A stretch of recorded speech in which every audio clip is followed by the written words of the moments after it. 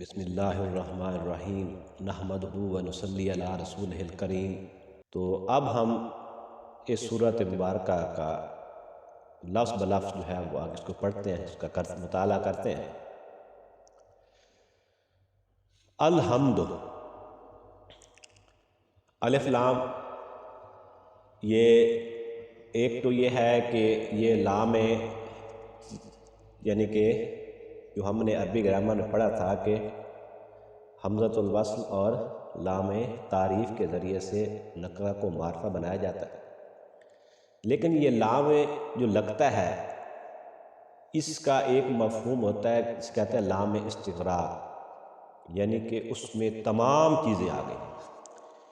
الحمد یعنی تمام حمد، کل کا کل حمد۔ الحمد، اب حمد کیا ہے؟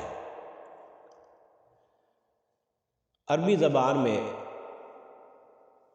ایک لفظ استعمال ہوتا ہے جسے کہتے ہیں حمد، شکر، ثنا، یعنی کسی کی تعریف بیان کرنے کے لیے یہ لفظ استعمال ہوتے ہیں۔ الحمد، کل شکر، کل ثنا، کل تعریف للہ ہے، اللہ کے لیے ہے۔ اب لفظ جو اللہ ہے اس کے بارے میں ایک رائے تو یہ ہے کہ یہ اسم جامد ہے، مشتق نہیں ہے۔ اسم جامد ایسے اسم کو کہتے ہیں جس سے کوئی دوسرے لفظ نہیں نکلتے۔ ایک ہوتا ہے لفظ مشتق، یعنی اس سے اور مختلف الفاظ نکلتے چلے جاتے ہیں، کہ اللہ جو ہے وہ اسم علم ہے اور اسم جامد ہے۔ ایک رائے یہ ہے، اور دوسری رائے جو ہے وہ یہ ہے کہ یہ اسم مشتق ہے، اسم جامد نہیں ہے۔ اور جو رائے یہ ہے کہ یہ اسم مشتق ہے، اس کے بارے میں جو ہے وہ اس کے کا مادہ کون سا ہے، یعنی کہ یہ الہ تھا، جب الہ پر الف لام لگا تو الالہ، الالہ سے یہ اللہ بن گیا۔ یہ ہے کہ یہ الہ سے مشتق ہے، جیسے کہ اللہ تعالیٰ کی صفات ہیں، یعنی کہ لفظ جو ہے وہ یعنی کہ عزیز، اس پر لگا العزیز، اللہ تعالیٰ کی صفت بن گئی۔ سمیع، سننے والا، السمیع، تو یہ اللہ تعالیٰ کی صفت بن گئی۔ تو یہ الہ پر الف لام لگا، اور الف لام لگنے کے نتیجے میں یہ یعنی کہ الالہ پھر اس سے بن گیا اللہ بن گیا۔ لیکن اس کا جو بیہیو ہے وہ اسم علم کی طرح ہوتا ہے۔ جب یا اسم علم کے ساتھ آتا ہے تو جیسے ہم کہتے ہیں یا زیدو، ٹھیک ہے نا، تو یا حامدو، لیکن جب یہ معرف باللام کے ساتھ یا آتا ہے تو آتا ہے یا ایھا الولد، یا ایتھا البنت، تو اس کا جو لیکن یا ایھا اللہ نہیں کہتے، یا اللہ کہتے ہیں، یعنی اس کا جو بیہیو ہے لفظ اللہ کا وہ اسم علم کی طرح ہے، یعنی کہ مشتق کی طرح یہ نہیں ہے۔ تو اب یعنی کہ جو دوسری رائے ہے کہ یہ الہ سے بنا ہے۔ اب اس کا مادہ کیا ہے؟ اگر یہ مشتق اسم ہے تو اس اسم کا مادہ کیا ہے؟ جو ہے نا الف لام ہا، اس کا کیا مفہوم بنتا ہے؟ الہ یا الو، الہ یا الو، تو اس کا ایک معنی تو بنتا ہے عبادہ، عبادت کرنا، یعنی کہ اس کی عبادت کرنا، اور ایک معنی بنتا ہے کہ پریشان و ششدر رہ گیا، یعنی کہ وہ ذات جس کی آپ کنہا کو نہیں پہنچ سکتے، وہ ذات جس کا آپ ادراک نہیں کر سکتے، حیران و پریشان کر دینے والی ذات۔ اور یہی جب الہ آتا ہے تو الہ الفصیل و الی امہ، جیسے بچڑا ہوتا ہے گائے کا یا بھینس کا، جیسے وہ دوڑ کر اپنی ماں کے تھنوں کی طرف جاتا ہے تو یعنی اسے کہتے ہیں الہ الفصیل الہ امہ ہی، یعنی کہ وہ اپنی ماں کے پاس جا کر پناہ پکڑتا ہے، قرار پکڑتا ہے۔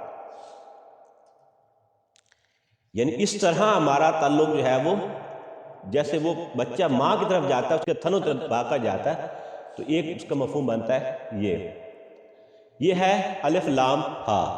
اور اسے جو ہے واو لام ہا، اس سے لفظ بنا والہانہ، یعنی وہ جس سے والہانہ محبت کی جائے شدت کے ساتھ۔ والذین آمنوا اشد حبا للہ، اور جو ایمان والے ہیں انہیں سب سے بڑھ کر محبت جو ہے وہ اللہ تعالیٰ سے۔ اور یہ جو ہے لام واو ہا، یہ بنتا ہے لاہا یلوہ، تو اس کا معنی بنتا ہے کہ چھپ گیا، یعنی ایک تو ہے نا کوئی جیسے چھپ گیا، لیکن ایک چیز اتنی ظاہر ہے اپنے اس ظاہر کی وجہ سے چھپ گیا۔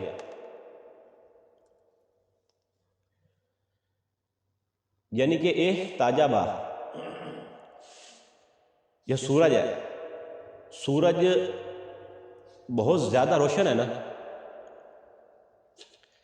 اب سورج کو آپ دیکھ نہیں سکتے، آپ کی آنکھیں جو ہے وہ چندھیا جائیں گی، کیوں نہیں دیکھ سکتے؟ اتنا ظاہر ہے آپ دیکھ سکتے۔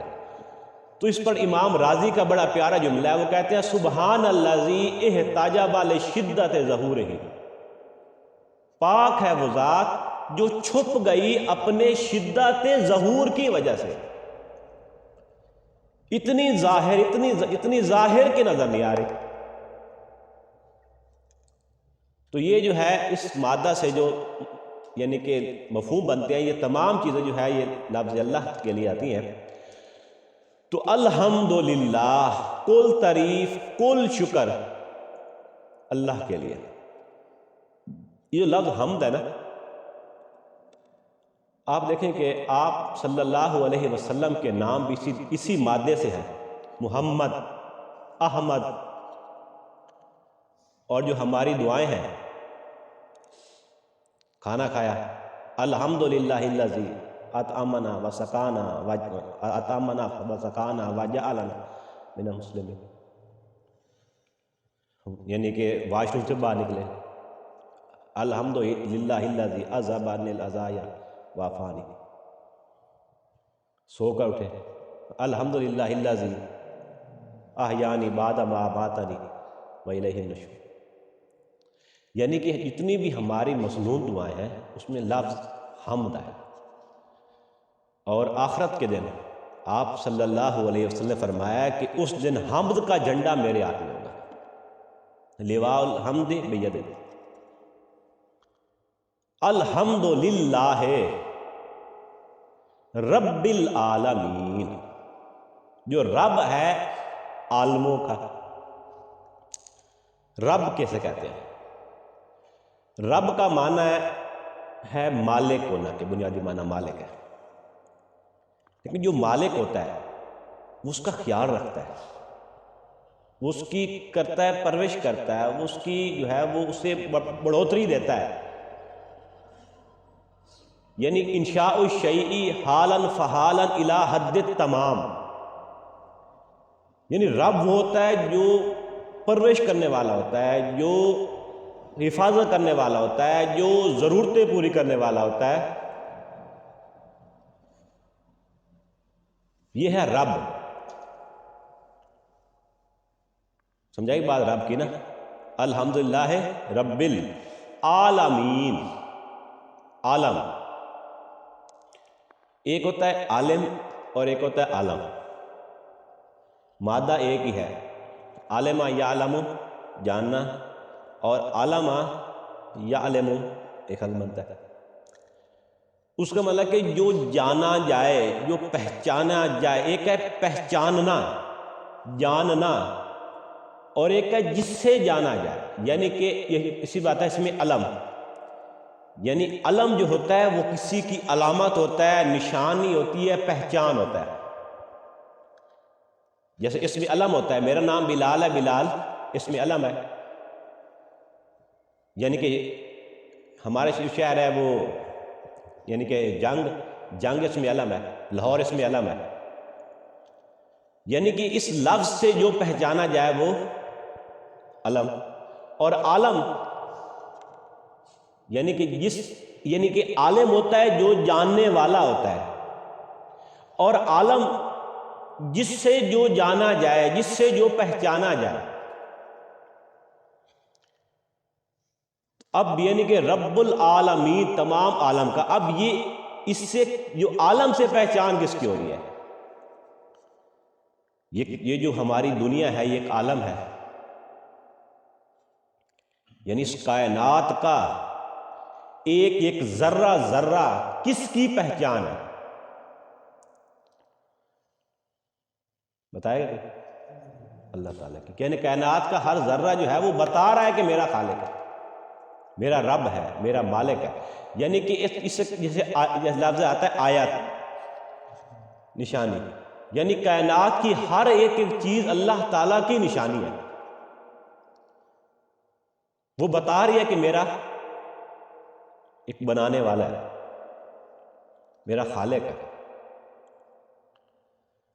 الحمدللہ رب العالمین، جو کہ رب ہے تمام عالم کا، الرحمن الرحیم، جو بڑا مہربان نہایت رحم والا ہے، رحمان اور رحیم۔ رحمان کا لفظ جو ہے یہ جیسے جب عربی بھوکا ہوتا ہے وہ کہتا ہے انا جوعان، میں بہت بھوکا ہوں، انا چھان، میں بہت پیاس ہوئی، طوفان، ہیجان، یعنی کہ اللہ اسی ہیجان، طوفان، اسی وزن پر لفظ ہے رحمان، بڑا رحمان، بہت ہی مہربان، اور رحیم جو ہے یعنی کہ ایک ہوتا ہے یعنی کہ اللہ تعالیٰ کی رحمت کی جو ایک یعنی کہ طوفانی کیفیت ہے نا، لیکن طوفان کے بارے میں انسان کا جو ذہن ہوتا ہے وہ یہ ہوتا ہے کہ طوفان عارضی ہوتا ہے، ایسے ہوتا ہے نا، ہیجانی کیفیت عارضی ہوتی ہے، عطشان بہت پیاسا عارضی ہوتا ہے، جوان بھوکا عارضی ہوتا ہے، لیکن وہ کیفیت تو ہے، ساتھ میں دوام ہے، الرحمن الرحیم، وہ بڑا مہربان، اس کی رحمت جو ہے جیسے کہتے ہیں نا، یعنی اللہ تعالیٰ کی رحمت جو ہے پنجاب میں کہتے ہیں چھلا مار دی، وہ چھلا بھی مارتی ہے لیکن اس کے اندر جو ہے وہ دوام ہے، وہ ہمیشگی ہے۔ الرحمن الرحیم، مالک یوم الدین، مالک بادشاہ، یوم الدین بدلے کے دن کا۔ اب یہ جو لفظ ہے نا دین، دین یہاں اپنے بنیادی معنی میں استعمال ہوا ہے، بنیادی معنی اس کے ہیں بدلہ، یعنی کہ دین بدلہ، یعنی کہ جو بدلہ دیا جاتا ہے، کسی آپ کے ساتھ کچھ کیا آپ اس کا بدلہ۔ اب یہی اصطلاحی معنی میں جو ہے وہ دین، اسلام کے لیے ہم لفظ دین استعمال ملاتے ہیں، کرتے ہیں، تو جو بدلہ ہوتا ہے وہ کسی قانون کے تحت ہوتا ہے، بدلہ ایسے تو نہیں ہوتا نا، کسی کو بدلہ دیا جائے گا تو کسی قانون کے تحت دیا جائے گا نا، تو اس لیے شریعت کے لیے، قانون کے لیے لفظ دین استعمال ہوتا ہے، اور جو قانون ہوتا ہے وہ کسی نظام کے تابع ہوتا ہے، وہ لا دینے والا کوئی ہوتا ہے، لا اسے کہتے ہیں نا، لا یعنی کہ دینے والا کون ہے، ٹھیک ہے نا، اور جو وہ لا دینے والا ہے، جو قانون دینے والا ہے، اسی کا دین ہے۔ دین اسلام یعنی کہ لا دینے والا جو ہے، قانون دینے والا اللہ تعالیٰ کی ذات ہے نا، تو یہ بن گیا دین اللہ۔ جیسے حضرت یوسف علیہ السلام تھے، قرآن میں آیا کہ وہ اپنے بادشاہ کے دین کے مطابق اپنے بھائیوں کو نہیں رکھ سکتے تھے، وہ دین الملک بن گیا۔ وہاں پر قانون دینے والا، لا دینے والا کون تھا؟ بادشاہ۔ اس لیے یہ اگر اختیار کسی جمہور کو دے دیا جائے، عوام کو، وہ دین جمہور بن جائے گا۔ تو بات سمجھ آ گئی نا کہ دین کیا ہے؟ بدلہ۔ اور جب اسے اسلام کو بطور دین وہ نظام کے طور پر آئے گا، یعنی کہ بنیادی طور پر کیا ہے؟ قانون۔ قانون جو ہوتا ہے وہ کسی نظام کے اندر ہوتا ہے، اور اس نظام میں یہ طے ہوتا ہے کہ قانون دینے والا کون ہے، حاکم کون ہے، اختیار کس کے پاس ہے قانون کا۔ تو جس کے پاس وہ اختیار ہوگا اسی کا وہ دین ہے۔ وہ دین جمہور بھی ہو سکتا ہے، دین الملک بھی ہو سکتا ہے، یعنی کہ اس پہ وہ دین اللہ بھی ہو سکتا ہے۔ اگر وہ قانون دینے والا اللہ ہے تو وہ دین اللہ بن گیا، اور کسی اور کے پاس یہ اختیار ہے تو وہ اسی کا دین بن گیا۔ تو یہ ہے اصطلاحی معنی میں۔ یہاں پر جو استعمال ہوا ہے وہ ہے بدلے کے دن کا مالک، مالک یوم الدین، وہ دن جب بدلہ دیا جائے گا، جب ہمارے اعمال کا بدلہ دیا جائے گا۔ جیسے لقمان نے اپنے بیٹے کو وصیت کی کہ اے میرے بچے، ان تک مثقال حبۃ من خردل یأتی بہا اللہ، اگر کوئی عمل رائی کے دانے کے برابر بھی ہوگا، اچھا یا برا، اللہ تعالیٰ اسے لے آئیں گے۔ اب انسان، جیسے میں نے پہلے بات کی ہے کہ انسان نے جب عقل سلیم اور فطرت سلیم کے ضمن میں غور کیا تو اس کے دل کی آواز ہے، ابھی نبوت اس تک نہیں پہنچی، وہی اس تک نہیں پہنچی، تو وہ آخرت تک کیسے پہنچ گیا؟ اس نے یہ تو مان لیا کہ دیکھا کہ مجھے جو ہے وہ میری حفاظت کرنے والے، میری ربوبیت میں تمام عناصر فطرت شریک ہیں، ان تمام عناصر فطرت کے پیچھے ایک ہستی ہے جس کے کنٹرول میں یہ تمام عناصر فطرت ہیں،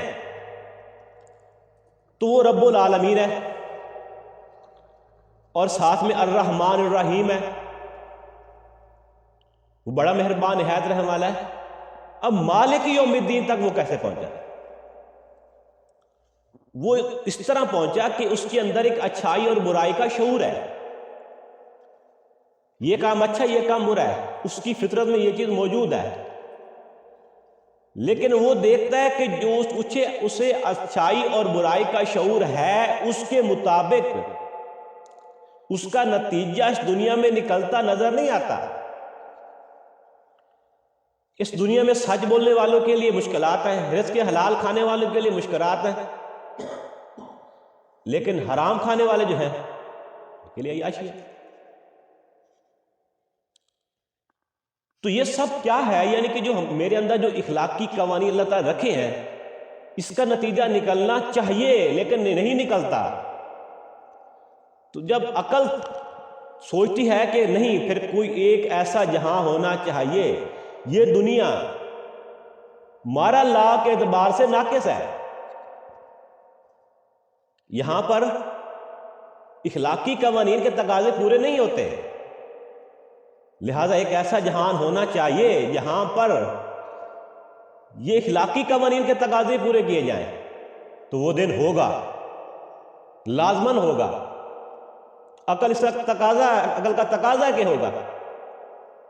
مالک یوم الدین، وہ مالک ہے یوم الدین کا، تنہا مالک ہے۔ دیکھو جو رب ہے، جو پال رہا ہے، جس نے مجھے اچھائی اور برائی کی تمیز دی ہے، جس نے یہ اقدار میں اندر رکھی ہیں، تو پھر وہی مالک ہے نا اس دن کا، جس نے یہ اقدار رکھی ہیں، تقاضے بھی اسی کی طرف سے پورے ہوں گے نا۔ مالک یوم الدین ایاک نعبد، ہم تیری ہی عبادت کرتے ہیں اور کرتے رہیں گے، یہ فعل مضارع ہے۔ بس ہمارا یہیں تک ہوگا کہ ایاکا نعبدو، ہم یہیں تک کہیں گے ایاکا نعبدو، ہم تیری ہی عبادت کرتے ہیں اور کرتے رہیں گے۔ ہم نے جو حدیث پڑھی تھی نا، قسمت الصلاۃ بینی و بین عبدی نصفین، اس صورت کو نماز کہا گیا، اور اللہ تعالیٰ فرماتے ہیں کہ میں نے اسے اور اپنے بندے کے درمیان آدھا تقسیم کیا ہے۔ تو آج آدھی کا جو ہے وہ مطالعہ ایاکا نعبدو تک آدھی ہو جاتی ہے اور آگے آدھی ہے۔ اسی کو آج سمجھیں گے کہ لفظ ہے عبادت۔ اب اصل میں ہمارا جو دور زوال شروع ہوا نا، تو ہم نے عبادت کو صرف اور صرف جو ہے وہ مراسم عبودیت اور تعبدی امور تک ہی رکھ لیا۔ عبادت جو ہے وہ ہے بندگی اور پرستش۔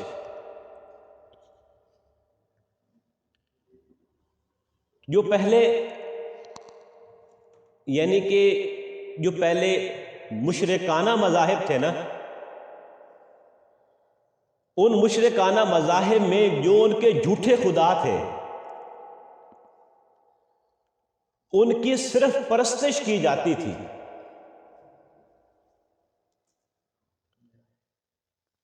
کیونکہ انہوں نے ان کی بندگی نہیں کی جاتی تھی، بندگی کی جاتی ہے، اطاعت کی جاتی ہے جس کی طرف سے کوئی دین آیا ہو۔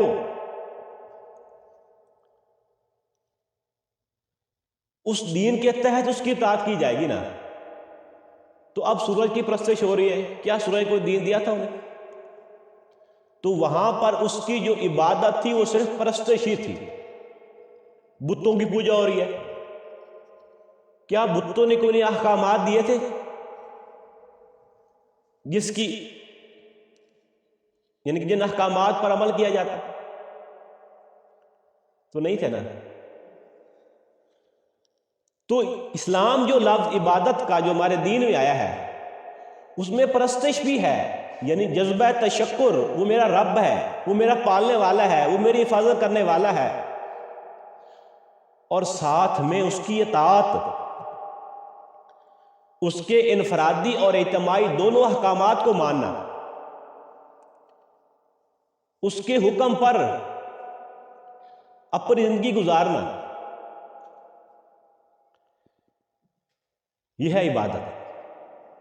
یعنی کہ پرستش بھی سب سے بڑھ کر محبت اللہ تعالیٰ سے، والذین آمنوا اشد حبا للہ، اور پرستش کے ساتھ ساتھ اس کی بندگی، اس کا حکم ماننا، اس کی اطاعت کرنا۔ اور اطاعت جو ہے وہ ہر معاملے میں، جب اللہ تعالیٰ کے احکامات انفرادی بھی ہیں اور اجتماعی بھی ہیں، تو دونوں اللہ تعالیٰ کے احکامات کو ماننا، انفرادی سطح پر بھی اور اجتماعی سطح پر بھی۔